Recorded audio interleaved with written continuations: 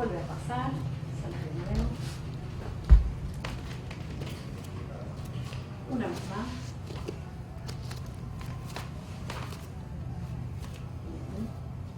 Listo, para salir.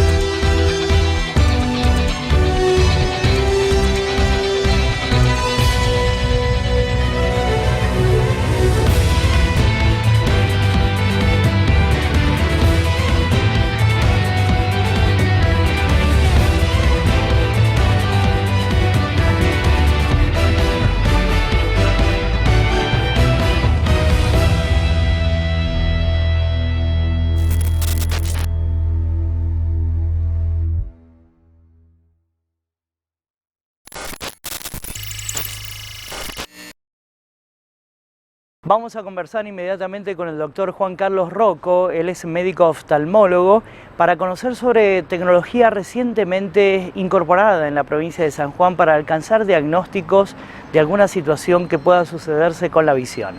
Estamos hablando de cascos de realidad virtual. Vamos a conocer de qué se trata.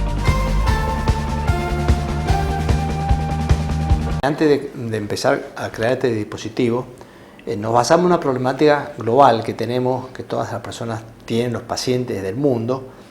Un informe de la Organización Mundial de la Salud explicó que en el mundo hay aproximadamente 2,2 billones de personas con algún problema visual, algún grado de incapacidad visual. O sea, son 2.200 millones de personas. Es muchísimo. Y muchos de ellos no lo saben porque nunca han tenido acceso a un test, a una prueba, a un control oftalmológico. Siguiendo esa línea, viendo el grado que yo lo veía en mi consultorio o lo veíamos cuando hacemos campañas del gobierno, hay mucha gente que tiene un problema visual y no sabe. Pues al tener dos ojos justamente es mucho más fácil que pase desapercibido porque con un ojo no ve, en cambio el otro lo va supliendo. Entonces llegan hasta el consultorio después de 15, 20 años que se tapan un ojo y dice, doctor, no veo con ese ojo. Entonces ahí empieza un proceso que muchas veces es tarde ya, es tarde para poder tratar. Siguiendo el informe este, como te digo, se ha visto que esos 2,2 billones de personas, el 50% de estos daños, si se detecta a tiempo, se pueden prevenir y mejorar. O sea, imagínate la cantidad de personas que estamos hablando a nivel global. También se sabe que de las personas que tienen estos problemas visuales tienen 3 veces menos chance de competir en un trabajo, porque al no tener buena visión no pueden acceder a un trabajo. Tienen el doble de posibilidades de participar en un accidente de tránsito.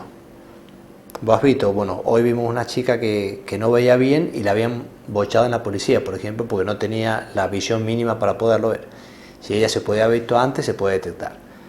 Los accidentes de tránsito es impresionante la cantidad de gente que no ve bien y maneja y no sabe. Entonces, eso.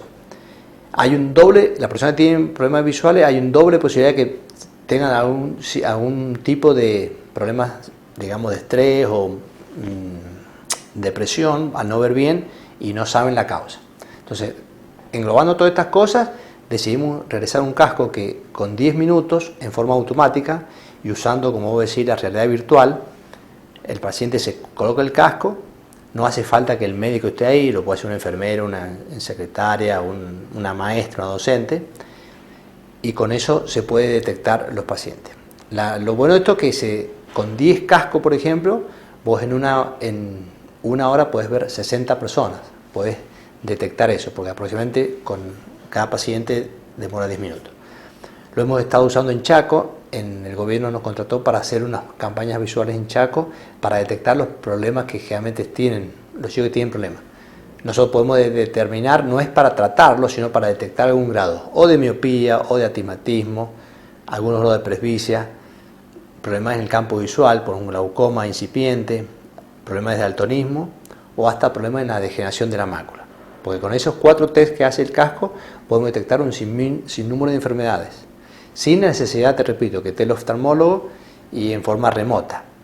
En la época de la pandemia también estuvimos haciendo estudios en Buenos Aires, yo estando acá en San Juan, y podíamos hacer estudios en la Gleice, fuimos en la clínica Furman, y por mail te dan los resultados del casco, y yo acá lo podíamos decir, bueno, esta persona tiene problemas, esta no. Más que nada lo que hace es democratizar el acceso al oftalmólogo, y con tiempo se puede detectar muchas patologías. Hemos estado, como te digo, en las campañas visuales que hemos estado haciendo, ese es el rango, porque es muy sencillo, tiene una ayuda guiada para que una voz le va indicando todos los pasos que tiene que seguir, y bueno, y eso lo puede hacer en 10 minutos de los chicos, y es un ambiente muy controlado, porque por ejemplo, para tomar la huella visual hay veces que el paciente no se tapa bien el ojo o la distancia no es la adecuada. En cambio, con el casco está todo reglado, y el casco automáticamente te tapa un ojo y la distancia es la misma. Entonces se puede estandarizar todos los estudios. Doctor, le pido por favor que diferenciemos este nuevo método para alcanzar diagnósticos con aquellos métodos tradicionales.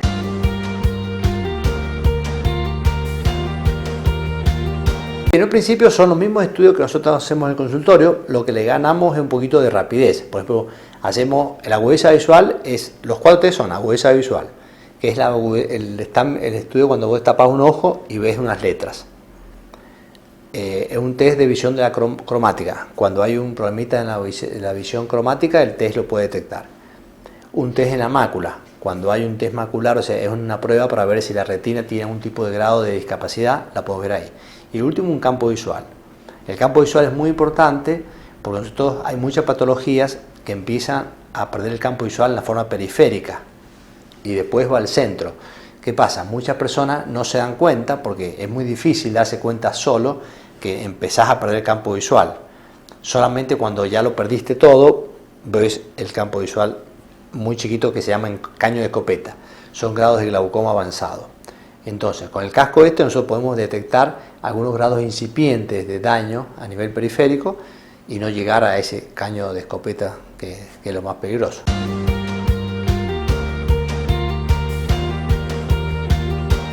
Supongamos que elijo este método para alcanzar un diagnóstico. Llegué hasta el consultorio, me someto a estos cascos de realidad virtual. ¿Es suficiente? ¿Me detectaron una problemática en la visión? ¿O tengo que someterme a otros estudios complementarios? Veamos la respuesta.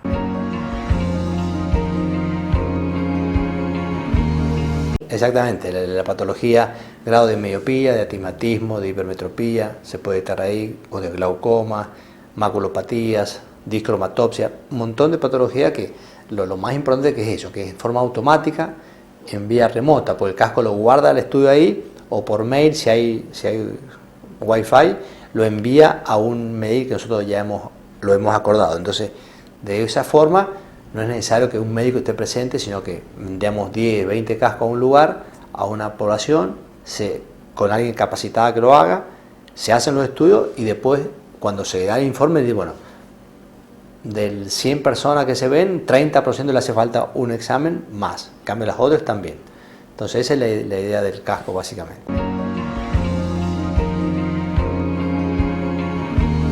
Recordar que esta nueva tecnología de los cascos de realidad virtual para el diagnóstico de patologías de la visión se encuentra ya disponible en la provincia de San Juan y de la mano de este profesional, el doctor Juan Carlos Rocco. Hacemos la primera pausa en nuestro programa, como siempre agradecerle a la firma Scorpio SRL que me viste, también a mis amigos de la óptica Neovisión por los anteojos recetados. En minutos regresamos con más temas importantes, no te vayas. Colmed Salud del Colegio Médico de San Juan. Planes especiales para jóvenes, cobertura en partos, traspasos de obra social, coseguro de obra social provincia, centros sanatoriales propios, amplia red de prestadores. Colmed Salud del Colegio Médico de San Juan. Ahora tu salud en buenas manos. Farmacia Zárate. Atención personalizada con farmacéuticos. Envíos a domicilio sin cargo. Alquiler y venta de productos de ortopedia y para internación. Farmacia Zárate. Farmacia de confianza. En calle Rivadavia, al lado del CIMAC.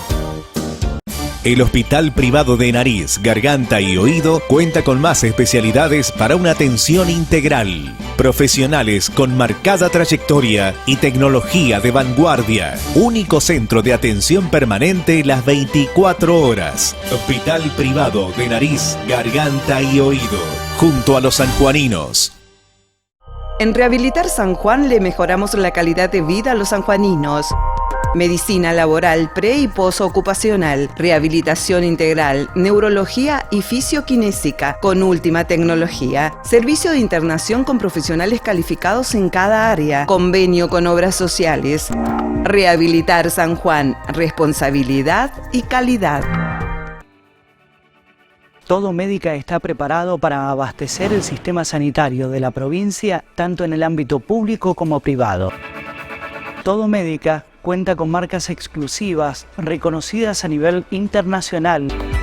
Todo Médica San Juan es mi lugar de confianza. Todo Médica San Juan, productos para el cuidado de nuestra salud.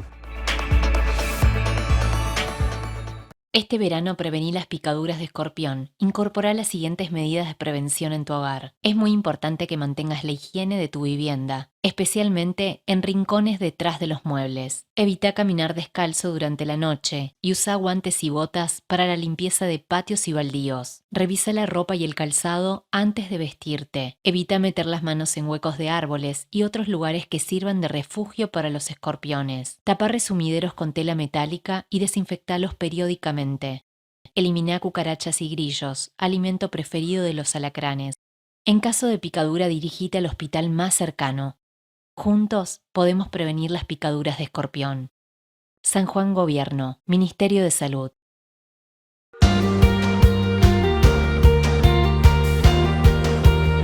La doctora Julieta Portillo es médica otorrino-laringóloga y el tema elegido para consultar en el día de hoy es sobre la hipoacusia unilateral. ¿De qué se trata? Vamos a introducirnos.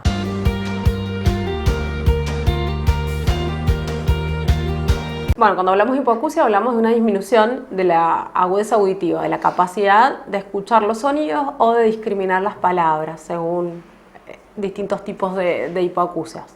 Y cuando hablamos de unilateral es cuando compromete solamente a uno de los dos oídos o compromete en mayor proporción a uno de los oídos y el otro tiene una audición o normal o una audición útil que puede generar la discriminación del habla y del lenguaje. Este tipo de hipoacusias genera en algunos pacientes que tienen muy buena adaptación, ningún inconveniente, pero hay otros pacientes en los que empieza a generar una dificultad en la discriminación, ya que produce un efecto sombra a la cabeza. Entonces los sonidos que vienen del lado comprometido no son escuchados por el otro oído tampoco, entonces tenemos como el campo auditivo disminuido y esto hace que a una persona le estén hablando del lado que no escucha y no responda, o un sonido que viene de ese lado o de algún otro lugar tenga menor localización.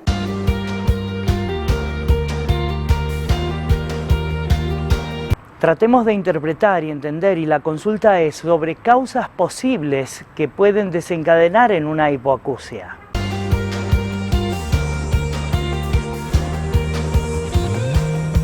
Las causas son múltiples, pueden ser hipoacusias neurosensoriales o hipoacusias conductivas, o sea, puede ser una malformación, por ejemplo, la ausencia de conducto auditivo externo o del pabellón auricular. Puede ser una hipoacusia neurosensorial de distinta índole, puede ser por una hipoacusia súbita, puede ser por un tumor del nervio auditivo. Las causas son múltiples y en realidad lo que ocasiona es un cuadro similar con las características de escuchar de un solo lado, lo que produce una disminución de la localización de los sonidos y la discriminación de la palabra en ruido.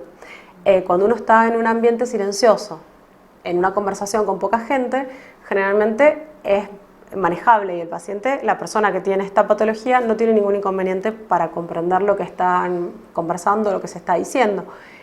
Cosa que se modifica cuando hay mucha gente o hay un ambiente que es ruidoso de base. Entonces, este ambiente desafiante para la audición hace que caiga la discriminación.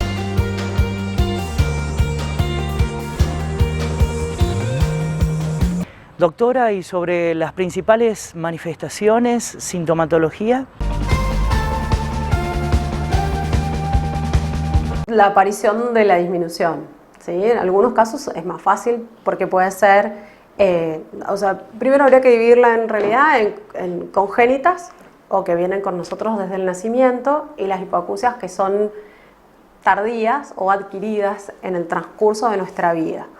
Cuando la hipoacusia es congénita, esto generalmente debería detectarse en el screening neonatal, pero puede suceder si no hacemos el screening o si no se hace correctamente, o en algunos casos en los que hay alteración solamente del nervio auditivo y la parte coclear de la audición está conservada. Esto ocasiona como una interrupción de la vía auditiva, que las autoemisiones nos den bien. O sea que puede pasar que esto pase desapercibido y que lo detectemos más adelante, pero en condiciones normales óptimas esto debería detectarse en los primeros meses de vida. Y después, posteriormente, por ejemplo, en un niño, cuando un niño no responde si yo le hablo de un lado y responde cuando le hablo del otro, si gira su cabeza solamente hacia el mismo lado, o sea, si yo le hablo del lado derecho y giro para el lado izquierdo, tengo que presumir que está escuchándome con el izquierdo y no con el oído derecho. En los pacientes adultos es mucho más simple porque aparece la sensación propia de que la audición está cayendo y que escucho menos con uno o con otro.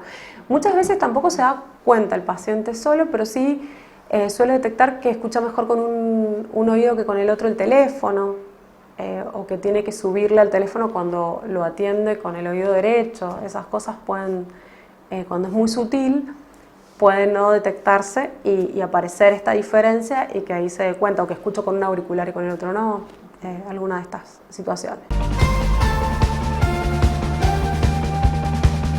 Hay distintas pruebas a las cuales se puede someter a un paciente para determinar fehacientemente que se trate de una hipoacusia unilateral. Pero ante la determinación, ¿qué se puede hacer al respecto? El diagnóstico es con una audiometría, inicialmente con una audiometría para determinar cuál es el grado de audición que tenemos, tanto de un oído como del otro, y en función de esto ir guiándonos. Si es una hipoacusia conductiva o neurosensorial, se van haciendo estudios por imágenes y otros estudios complementarios para determinar la causa en primera instancia. Una vez que sabemos la causa, ya podemos plantear un tratamiento. ¿Qué será de la patología? Si es necesario, por ejemplo, en el caso de un neurinoma, en donde tal vez sea necesario realizar algún tratamiento sobre esa patología, y en otras directamente se trata la hipoacusia.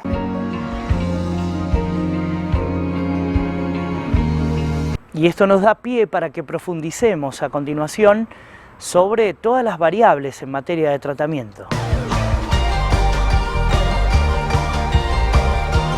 El abanico es amplísimo, desde no hacer nada, que sería una primera instancia, en donde si el paciente se siente bien adaptado a sus actividades habituales, puede optar por no realizar ningún tratamiento, a realizar un tratamiento protésico con también un amplio abanico de posibilidades. En primera instancia podemos usar un audífono que va a detectar los sonidos del lado enfermo y se los va a transmitir a otro aparatito, a otro audífono que se coloca en el oído sano, en el oído que sí escucha. Esto se llama sistema Cross.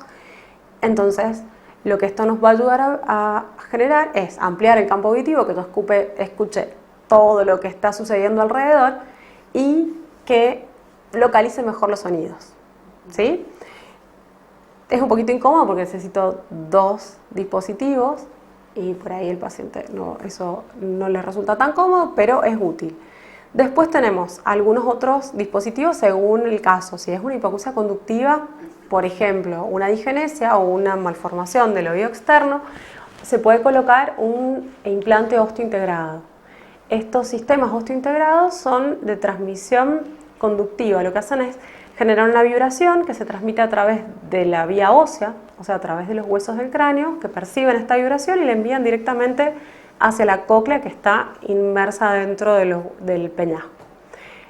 Este dispositivo se puede colocar, algunos modelos tienen la posibilidad de que no sea implantable, que no sea quirúrgico, y otros son implantados una parte debajo de la piel, queda anclado al hueso de la calota craneana y posteriormente, esto tiene un imán, posteriormente, después de un mes de la cirugía, se coloca el procesador, que es el que va a detectar los sonidos y transmitirlos hacia el dispositivo que está guardado en el interior de la cabecita.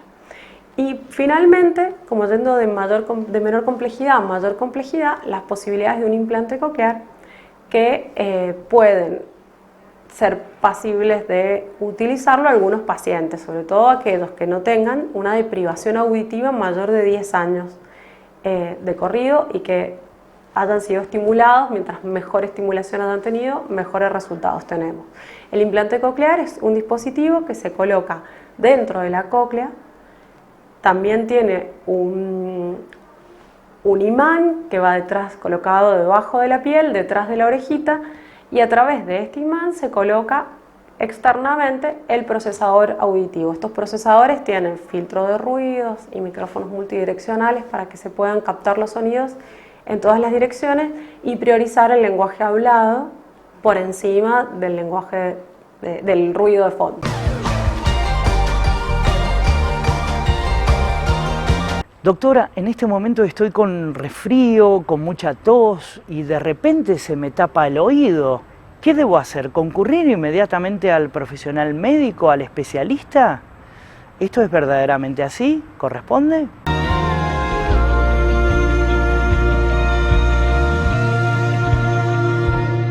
Esto puede suceder en cualquier momento. El oído medio está comunicado con la nariz o con la parte posterior de la nariz, con la rinofaringe, a través de un conducto que se llama trompa de Eustaquio.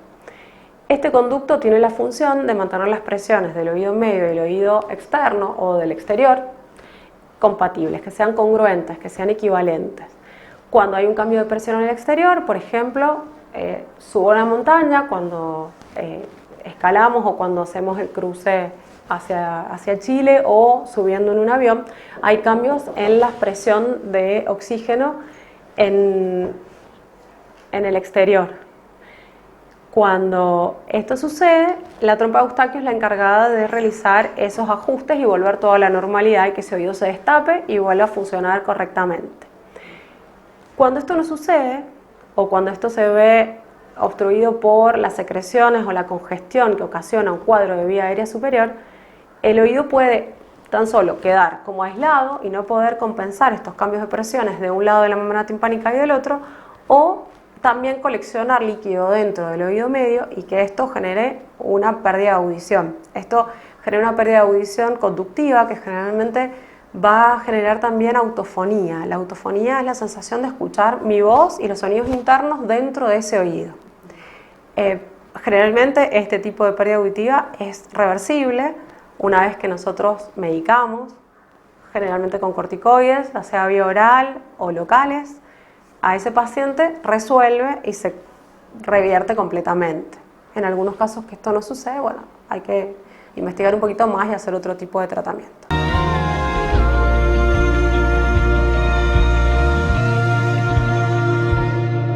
Siempre en el final del informe hablamos sobre la prevención, pero aquí el tema prevención y es poco viable, no es muy alentador, pero doctora, siempre debe existir alguna clave, algo, aunque sea mínimo, que nos brinde algún indicio de conducta justamente para poder prevenir.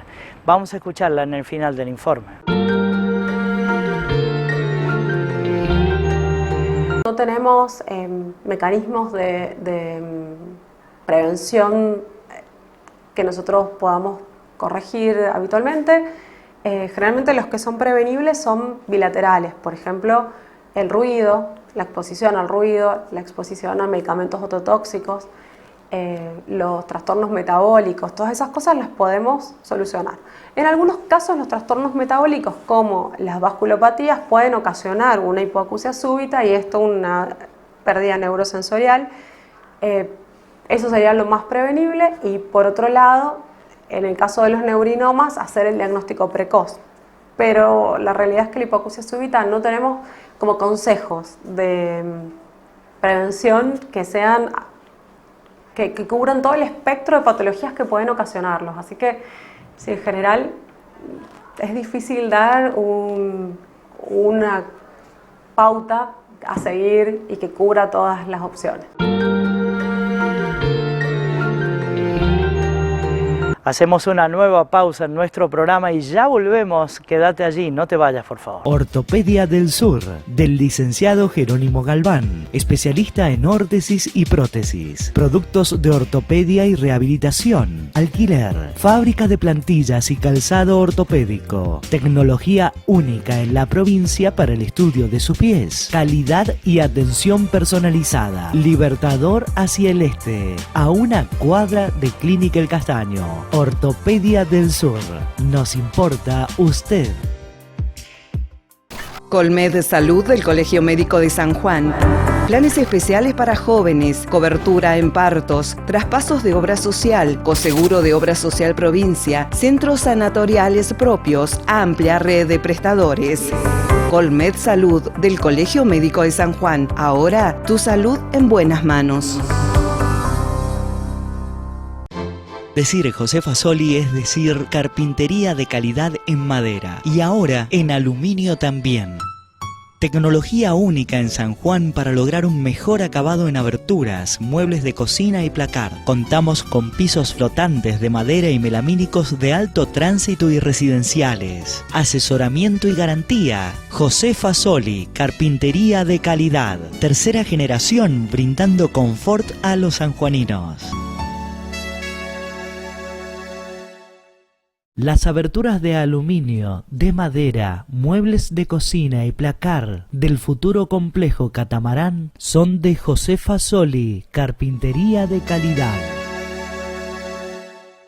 Todos los medicamentos, productos de perfumería y regalos los encuentra en Farmacia Curí. Hacemos envíos a domicilio a los teléfonos 421-4546 y al 427-2210. Con la atención y rapidez que nos caracteriza. Farmacia Curí, en calle Entre Ríos, frente al Banco San Juan. Entre todos podemos combatir el dengue.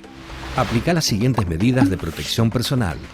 Coloca, de ser posible, mallas mosquiteras en ventanas y puertas. Utiliza espirales, pastillas o líquidos fumigantes. Aplicar repelente en las partes expuestas del cuerpo, siguiendo las indicaciones de la etiqueta del producto. Coloca mosquiteros o tules sobre las cunas y camas. Usar ropa que minimice la exposición a picaduras.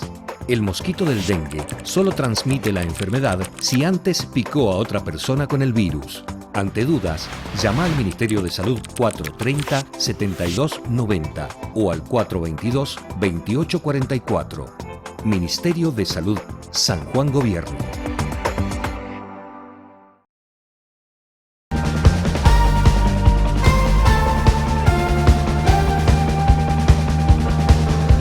Un capítulo importantísimo dentro de lo sanitario es los trastornos alimentarios, la conducta alimentaria. Vamos a conversar a continuación con una profesional psicóloga para aclararnos y hacernos una introducción. Cuando hablamos de trastornos alimentarios, ¿es hablar de qué?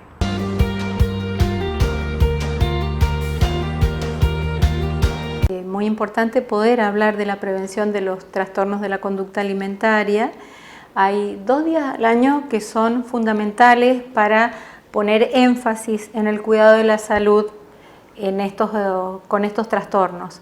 El 30 de noviembre se suele llamar que es el Día Internacional de la Lucha contra los Trastornos de la Conducta Alimentaria, porque son enfermedades progresivas que se han ido instalando socialmente y su forma de llegar es silenciosa.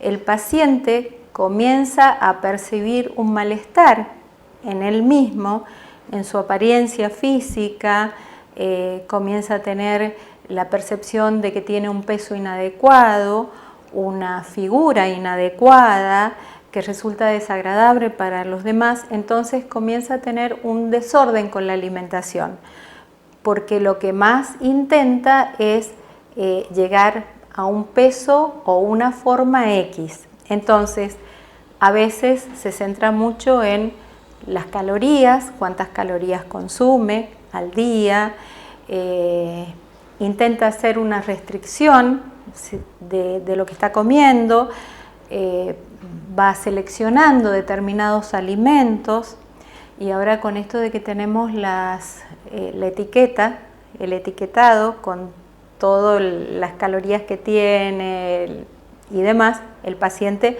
encuentra otra herramienta, la persona que comienza a padecer este trastorno, comienza a ver otras herramientas para cuidar su alimentación en pos de disminuir el peso. Entonces, clásicamente los trastornos que conocemos son anorexia, bulimia, trastorno por atracón. Pero hay otros trastornos que han sido reconocidos por el DSM-5, que es el manual diagnóstico de psiquiatría que habla de todos los trastornos psicopatológicos, y ahí está incluido los trastornos por la conducta alimentaria, de la conducta alimentaria.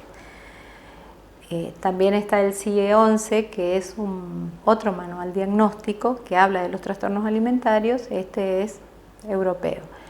Pero hay coincidencias donde también se habla de que existe la compulsión a comer inadecuadamente, grandes cantidades, ¿no es cierto? Que son los desórdenes alimentarios así en general. La persona pierde la noción de lo que está comiendo y luego experimenta malestar. Después tenemos el comedor nocturno, esto de la vigorexia, la ortorexia, que es la selección de los alimentos que son puramente saludables. Por ahí el etiquetado todo verde, todo lo que nos indican que es adecuado para estar en forma y estar saludable.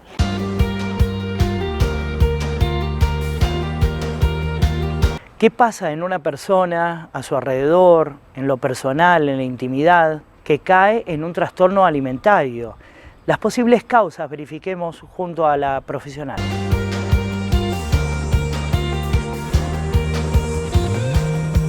Hay un sustrato psíquico muy profundo que hace que el paciente haga este trastorno. Generalmente aparece un evento traumático, ¿sí? Y la necesidad de empezar una dieta. Hacen un componente, es lo que nosotros llamamos el factor desencadenante o factores desencadenantes, donde la persona va canalizando su malestar psíquico a través de este cuidado en la alimentación, ya sea por una restricción o por un exceso de comida en el intento de restringir alimentos. Entonces, lo que no percibe el paciente es que hay un cúmulo de emociones o hay situaciones estresantes que no puede manejar y que se aparta de ellos tratando de controlarlos a través de la alimentación, ¿sí? A través de encontrar una figura que es lo visible, porque internamente no puede percibir qué le pasa. Incluso llega hasta situaciones donde no siente emociones, dice, no sé qué me pasa, no siento nada. Hubo una situación difícil en casa, pero yo no siento nada, ni alegría, ni tristeza, ni es mi cumpleaños, pero me da lo mismo, mejor si no estoy. Entonces, estas emociones que no puede percibir se van trasladando a la alimentación y a la búsqueda de un no contacto con las personas, ¿sí? Un aislarse, porque la persona se siente inadecuada, cree que la gente la mira y no la acepta, entonces comienza a recluirse en su propio mundo. Si es un adolescente, seguramente va a estar en la habitación la mayor parte del tiempo, va a ir cambiando el humor, y acá es importante tener en cuenta esto, porque donde se hace más evidente es en la preadolescencia y en la adolescencia, porque es donde el ser humano tiene los cambios más bruscos en su cuerpo, ¿no? Más rápidos, y no alcanza esta personita a darse cuenta de qué es lo que le está pasando.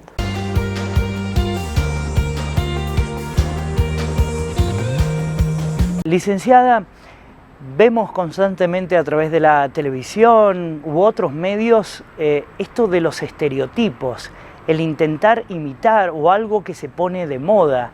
También en el tapete poner lo de bullying, la burla que puede existir en algún ámbito, en la escuela, por ejemplo. ¿Esto puede influir decididamente para desencadenar un trastorno en la alimentación? Sí, eso entra como uno de los factores desencadenantes y a veces mantenedores del trastorno de la conducta alimentaria, porque permanentemente la persona que se siente mal consigo mismo y es atravesada por esta sensación de ser rechazada por su apariencia, está tratando de cumplir con ese estereotipo, de alcanzarlo.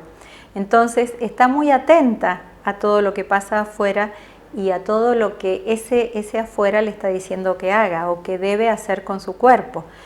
Las redes tienen una influencia, bueno, como escuchamos, ¿no? Por suerte hay muchos investigadores y especialistas que nos están advirtiendo. El adolescente, ¿con qué se relaciona más?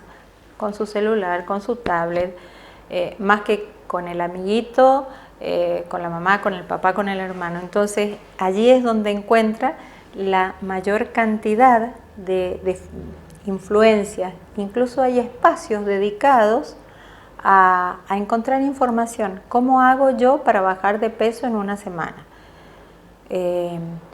¿Cuánto debo pesar?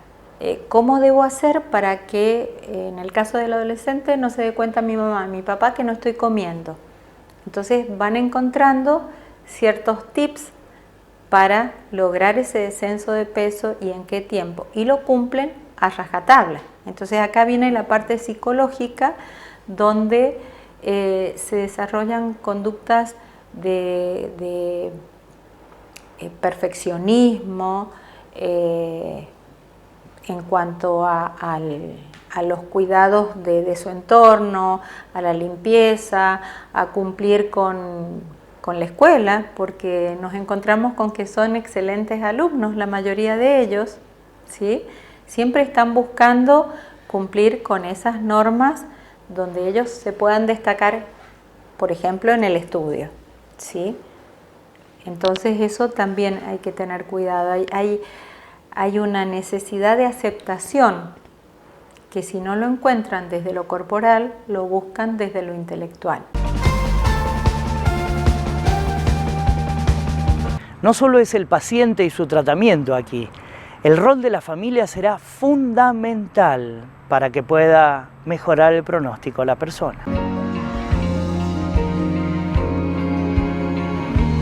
De la familia es fundamental. Nosotros siempre decimos, cuando llega un paciente a nuestro centro, siempre le decimos que el tratamiento es conjunto. La familia pasa a ser nuestro coequipero, nuestros coterapeutas, porque ellos son los primeros que detectan cambios. Por ejemplo, el cambio de humor, la irritabilidad, la disconformidad permanente, el no charlar, el no compartir tiempos con ellos.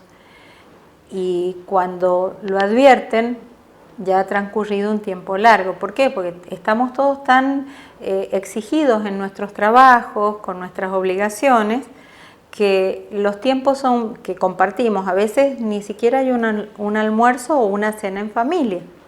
Entonces,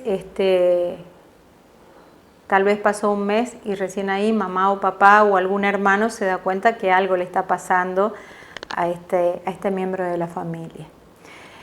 La familia puede escuchar, acercarse, preguntarle, ¿necesitas algo? ¿Está pasando algo? ¿Te puedo acompañar? ¿Te voy a escuchar? Posiblemente me pediste y no me di cuenta, porque es uno de los reclamos que hacen. Yo siempre le digo a mi mamá, a mi papá, tal cosa y no me escuchan, se sienten no escuchados. Entonces acercarse, hablar, observar si por ahí dejan de usar determinadas ropas, pierden el interés por sus amigos, por las salidas, por compartir un tiempo con ellos, sobre todo a la hora de las ingestas. Desayuno, almuerzo, cena.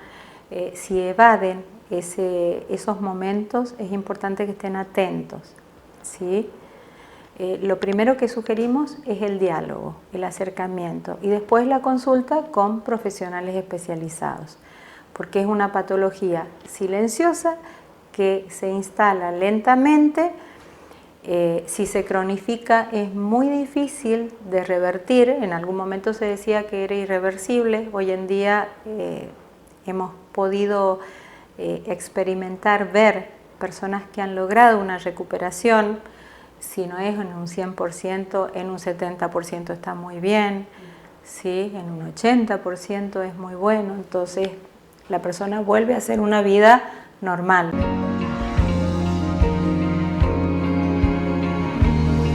¿Hay que preocuparse solamente en las nenas y de baja edad o también en los varones que puede afectar?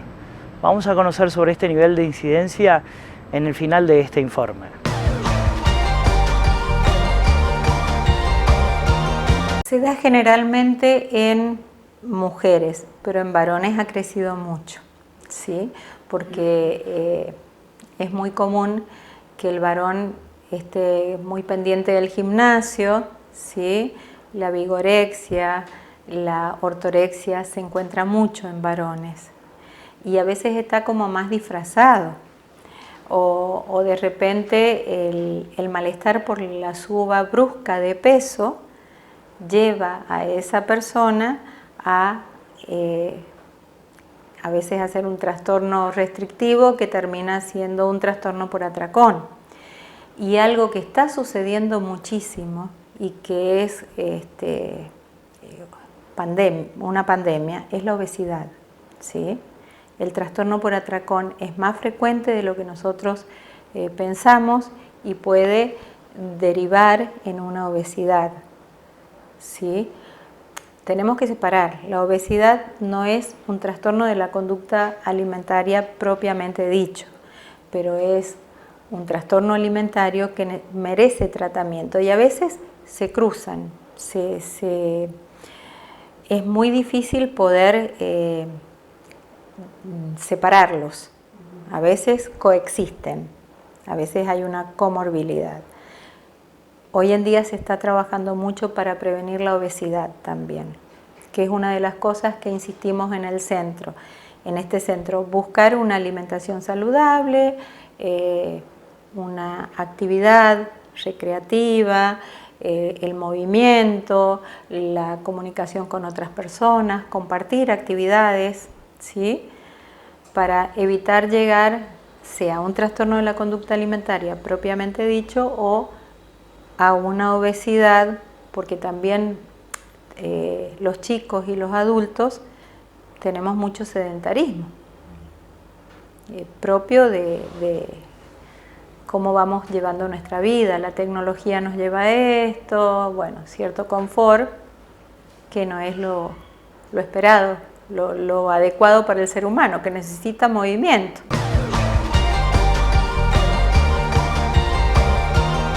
Pausa en Camino a la Salud, la última, y como siempre pedirte por favor que tomes papel y virome para agendar los datos importantes que llegan en nuestra guía profesional.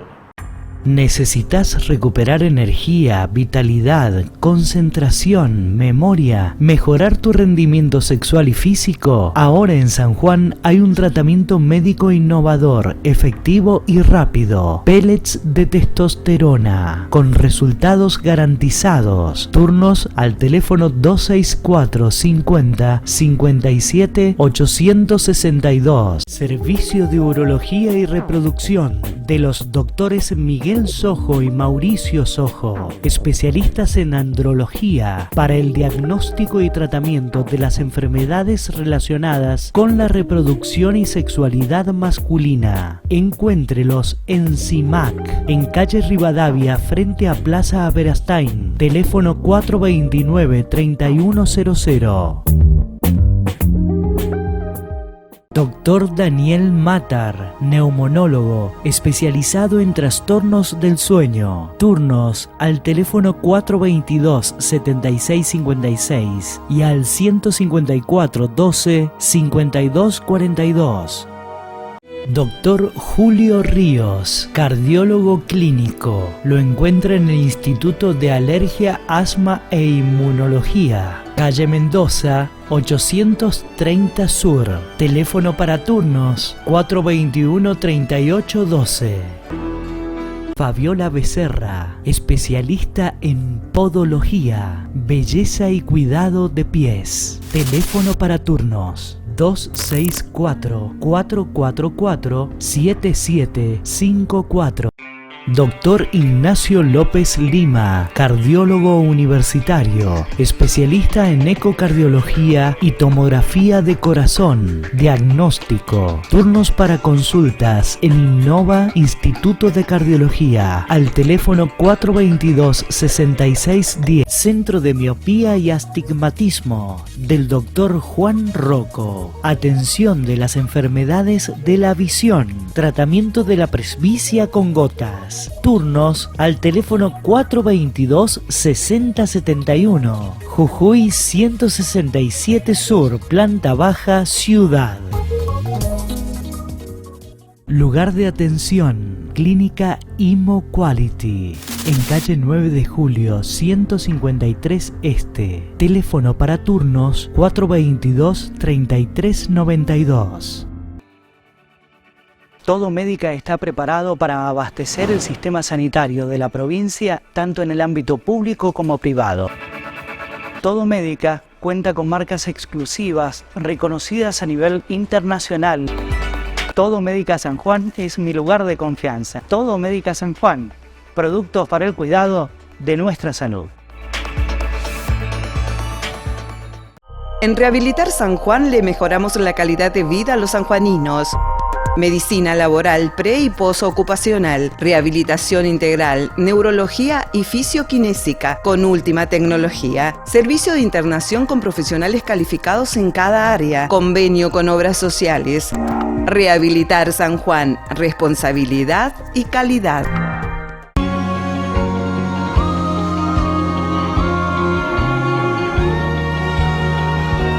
La doctora Claudia Noriega es médica de familia especializada en salud sexual reproductiva.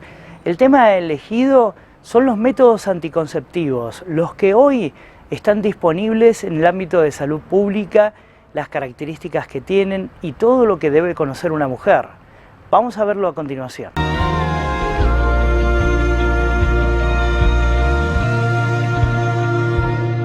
Primero, que los métodos anticonceptivos, la mayoría de los métodos anticonceptivos que hay, y sobre todo para el uso femenino, son métodos reversibles y no abortivos. Y la mayoría están en los centros de salud, y son varios los que hay. Entonces, lo más importante es que la mujer puede decidir cuál es el mejor método para ella y en forma conjunta con su médico de cabecera o su ginecólogo. ¿Y qué métodos anticonceptivos tenemos al día de hoy o tenemos en la canasta anticonceptiva? Son pastillas anticonceptivas. Tenemos el primero, el método de barrera, que es el preservativo. Tenemos preservativo masculino y femenino. Tenemos las pastillas anticonceptivas que vienen con 2 hormonas o 1 hormona, dependiendo del estado o del problema que puede llegar a tener esa mujer. mujer. Tenemos inyectables, tenemos dispositivos intrauterinos, tenemos implantes subdérmicos, que son los que se colocan en la parte interna del brazo, y tenemos los métodos de anticoncepción quirúrgica.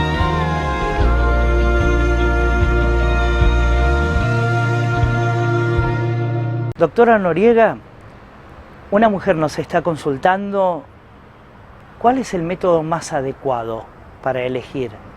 Vamos a conocer.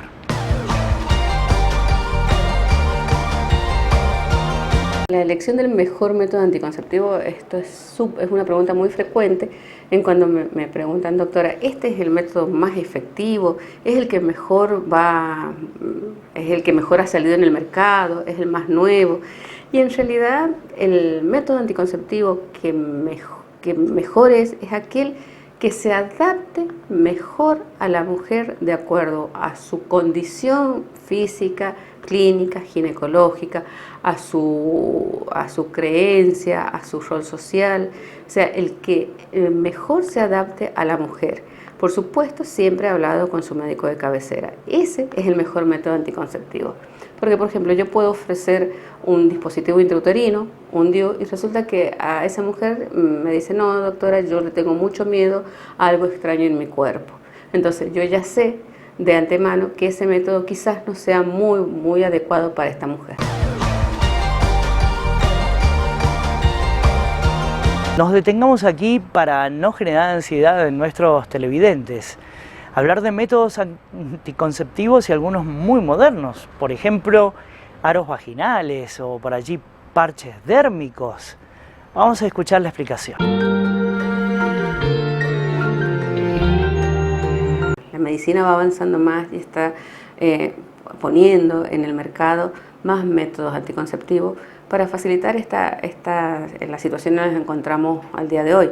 Mujeres que trabajan, mujeres que llegan, que quizás tengan doble rol, tanto en laboral como en la casa, mujeres que quizás con más situaciones de estrés, les cuesta un poco tener una adherencia a quizás a las pastillas que se toman diariamente. Entonces, la medicina ofrece más métodos, como uno de ellos pues, es el anillo vaginal o los parches dérmicos, ¿no? Estos son muy buenos métodos anticonceptivos, tienen muy buena adherencia y como método anticonceptivo que tienen sus hormonas deben ser hablados con el profesional o con el médico para ver si ginecológicamente y clínicamente se adapta a su organismo, porque debemos saber que tienen sus indicaciones y contraindicaciones, ¿sí? Y estas contraindicaciones, cuando estamos hablando de parches y estamos hablando de anillos, tienen una hormona que se llama estrógeno. Y este estrógeno debemos tener mucho cuidado en indicarlos en aquellas mujeres que tengan un antecedente de cáncer de mama en forma activa, que tengan problemas en las arterias o en las venas, que tengan problemas hepáticos. Entonces todo esto se va evaluando en la consulta con el profesional. Seguramente hay papás frente a la pantalla y que tienen chicos adolescentes. Y los mismos adolescentes quizás están frente a la pantalla y hoy con una posibilidad de trasladarse hasta un centro de salud en búsqueda de algún método anticonceptivo. Vamos a escuchar a la especialista a continuación. En esta franja etaria, ¿cuál sería el método más adecuado? Siempre se sugiere que el mejor método es la doble protección. ¿Por qué? ¿Por qué se le llama doble protección? Porque se sugiere que sea un método anticonceptivo que prevenga un embarazo no planificado o no previsto, como quizás pueden ser pastillas, inyectables, el implante, los parches o los anillos, más el método de barrera, que es el preservativo. En este caso, el más difundido y el más conocido es el preservativo masculino, ¿no? Pero cuando hay doble método, o sea, doble protección, la efectividad del método aumenta más. Entonces, para el adolescente siempre se sugiere esta doble protección. Y aprovechamos la entrevista para consultarle a la doctora Noriega sobre otros temas, pero que también tienen algo que ver. Una mujer en estado de lactancia, bien, está dando de mamar. ¿Es más susceptible a quedarse embarazada que otras?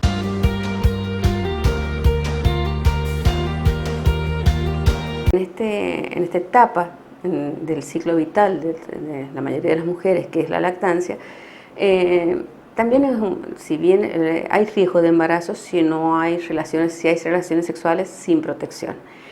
Si bien en este periodo se conoce un método que se le llama como método natural, método de la amenorrea y de la lactancia, este método tiene poca efectividad si no se mantienen tres situaciones, una de la mano de la otra, como es, por ejemplo, que la mujer que está dando el pecho, que está lactando, no tenga más de 6 meses de lactancia, que no esté menstruando durante ese periodo posterior al parto o a la cesárea, y que su bebé tenga lactancia exclusiva. Si alguna de estas tres patitas se rompen, como por ejemplo la mujer no puede dar una lactancia exclusiva porque ya tiene que ir a trabajar o porque ya tiene otras situaciones, ya este método de la lactancia, la amenorrea de la lactancia, que se llama MELA, método de la lactancia, ya no me está sirviendo. O si ya tiene más de 6 meses, tampoco me sirve mucho este método. O si la mujer menstruó antes de esos 6 meses, tampoco me sirve mucho. Por lo tanto, en estas situaciones siempre se sugiere utilizar otro método anticonceptivo. Ahora, si nosotros utilizamos algún método que tenga hormonas, siempre se sugiere que sea un método hormonal basado en progesterona, como son pastillas anticonceptivas que tienen solamente una sustancia, una hormona que se llama progesterona. Y esta es la que nosotros podemos indicarlo en estos momentos.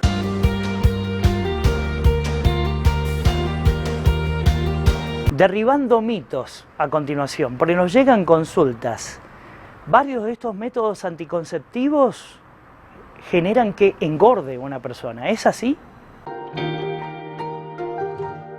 Hay muchos, pero muchísimos mitos basados en los métodos anticonceptivos que hay que irlos desmistificando, porque muchas veces hacen que la persona tome malas decisiones. Uno de estos, generalmente dice, yo si tomo pastillas anticonceptivas voy a aumentar de peso. Y en realidad esto es un mito, no es así, porque las pastillas anticonceptivas no hacen que la persona aumente de peso. Al contrario, muchas veces se utiliza como para regularizar un ciclo hormonal y esto ayuda a que la mujer esté más tranquila. En el final de este informe, un mensaje clave. Y es que ninguno de estos métodos anticonceptivos previene la enfermedad de transmisión sexual.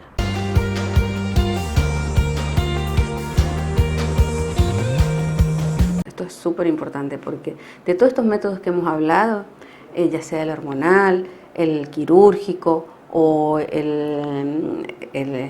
que son los dispositivos intrauterinos, ninguno de estos métodos previenen de enfermedades de transmisión sexual.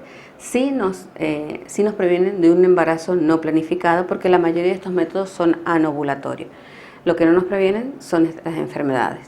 ¿Y cuál es el método que nos previene de las enfermedades de transmisión sexual? El uso del preservativo.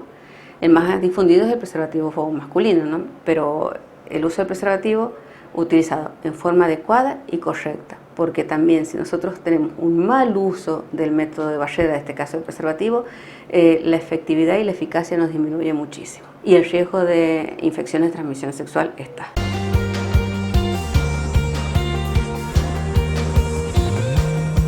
Y así llegamos al final de nuestro programa. El reencuentro será el próximo martes a las 19 con más temas importantes que también nos ayuden a mejorar nuestra calidad de vida. Recuerde, las vías de contacto que aparecen en pantalla estarán disponibles durante toda la semana para efectuar cualquier tipo de consultas y sugerencias. Y pedirte hasta ese próximo encuentro que cuides muchísimo, pero muchísimo tu salud. ¿Por qué? Porque nos interesa hoy más que nunca que estés bien. Gracias por elegirnos, gracias por estar. Chao.